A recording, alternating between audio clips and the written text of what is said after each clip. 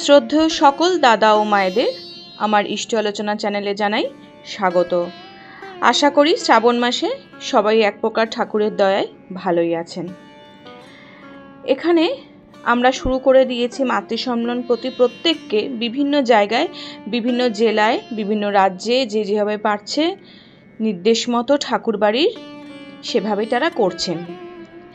এবার কিছু কনফিউশনের সৃষ্টি হয়েছে, অনেকেই হয়তো বুঝতে পারছেন না বা বারে বারে জিজ্ঞাসা করছেন।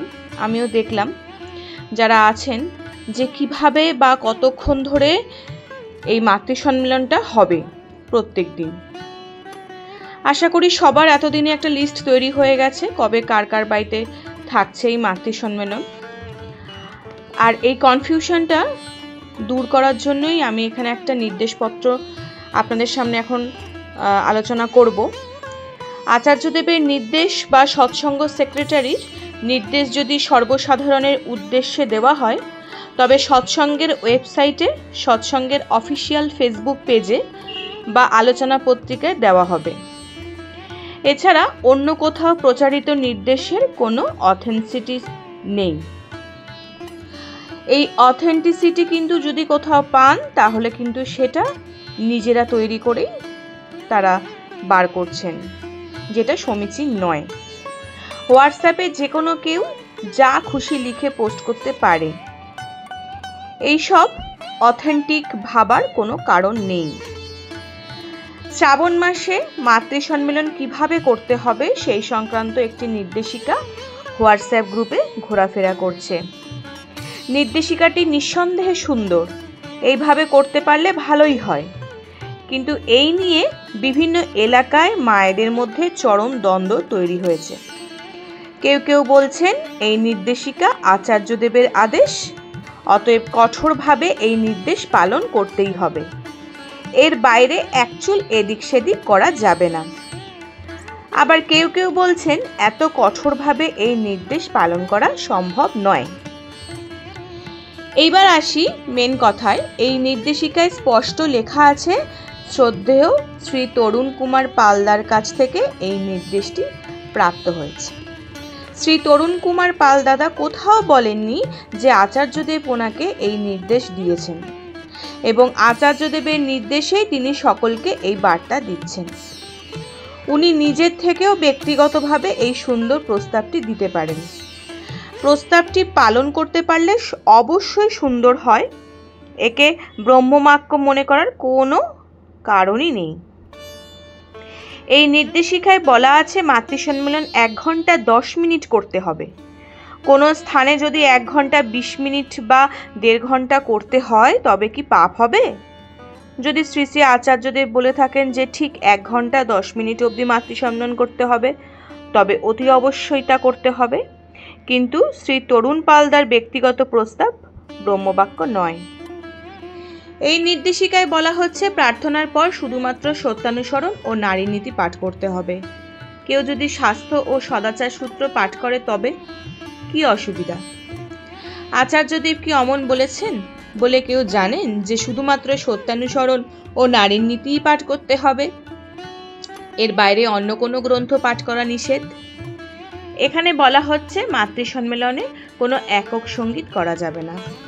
আচার্যদেব এই কথা বলেছেন, এমন কোনো বার্তা কেউ কি কোথাও পেয়েছেন? অনেক নতুন এলাকায় মাতৃ সম্মেলন হচ্ছে, সেখানে 1-2 গান জানেন, বাকিরা জানে না। সেখানে কি হবে? বা কোনো এলাকায় একজন হয়তো খুব সুন্দর গান গায়, সবার ইচ্ছা তিনি একটা একক ভক্তিগীতি পরিবেশন করুন, তাহলে কি অসুবিধা? আলোচনা পত্রিকায় বা সৎসঙ্গ পেজে এই ধরনের কোনো নির্দেশন কি পেয়েছেন কেউ? শ্রী শ্রী আচার্যদেবের মুখে এই ধরনের কথা কি কেউ শুনেছেন? তাই এই নির্দেশ নিয়ে মায়েদের মধ্যে মতানৈক্য, দ্বন্দ্ব ও বাদানুবাদ বৃথা।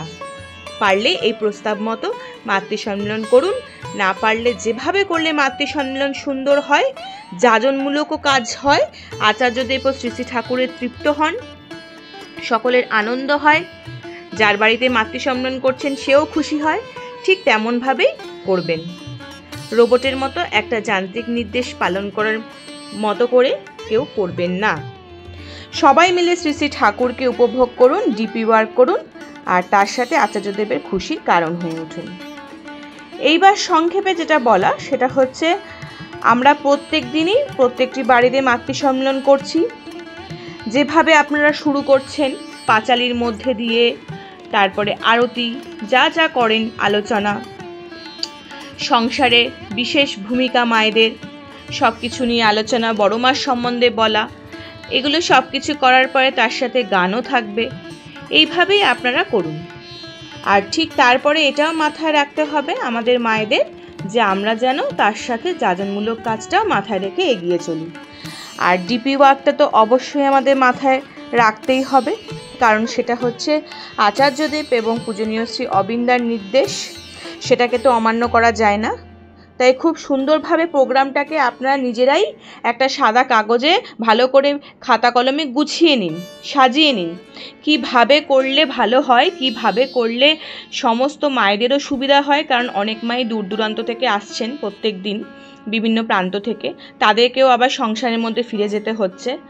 আবার অনেকে সেখানে আসছেন বিভিন্ন সংসারের অনেক কিছু কাজ সামলে, তাদেরও যাতে অসুবিধায় পড়তে না হয় সেগুলো সব মাথায় রেখে আপনারা সেভাবেই প্রোগ্রামটাকে সেট করবেন। তাই আজ এই পর্যন্তই। কারোর যদি কিছু এ নিয়ে দ্বন্দ্ব থাকে বা কোনো মতানৈক্যের সৃষ্টি হয় অবশ্যই কমেন্ট বক্সে জানাবেন। আমার যতটুকু সম্ভব আমি সেটা সমাধান করে দেওয়ার চেষ্টা করব। সবাই খুব ভালো থাকুন, খুব সুস্থ থাকুন, আর আনন্দের সহিত এই ব্রততে মেতে উঠুন।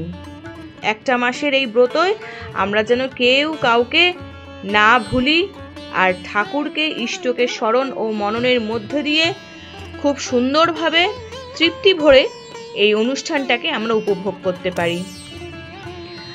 সবাই ভালো থাকবেন। সবাইকে জয় গুরু।